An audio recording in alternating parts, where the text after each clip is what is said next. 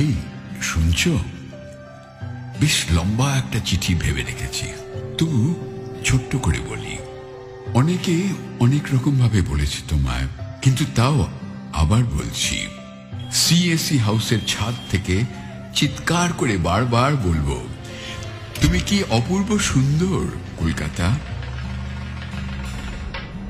আহিরিটোলা ঘাটের সূর্যাস্তের মতো স্নিগ্ধ তুমি, আবার চৌরঙ্গীর ব্যস্ততার মতো চঞ্চল। ভবানীপুর থেকে পাটুলি অবলীলায় মিলেমিশে যাচ্ছে তোমার আলোকোজ্জ্বল তাকানোর ভঙ্গিমায়। 120 বছর ধরে তোমার সাথে পথ হাঁটছি কলকাতা, তবু প্রতি মুহূর্তে তোমায় নতুন লাগে।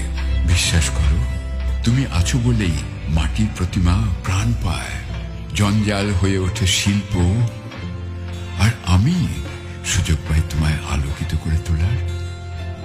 কুমোরটুলিতে ঠাকুরের সদ্য আঁকা চোখ, ম্যাডক স্কোয়ারে আড্ডার নস্টালজিয়া, ভিড়ের মধ্যে তার হাত ধরে বালিগঞ্জ কালচারাল।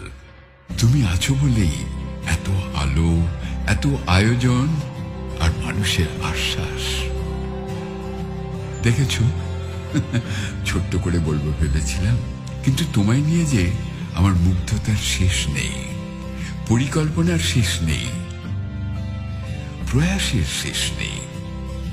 এতগুলো বছর আমায় সাথে রাখার জন্য ধন্যবাদ বলবো না, তবে ভালোবাসা নিয়েও কলকাতা। শুভ শারদিয়া।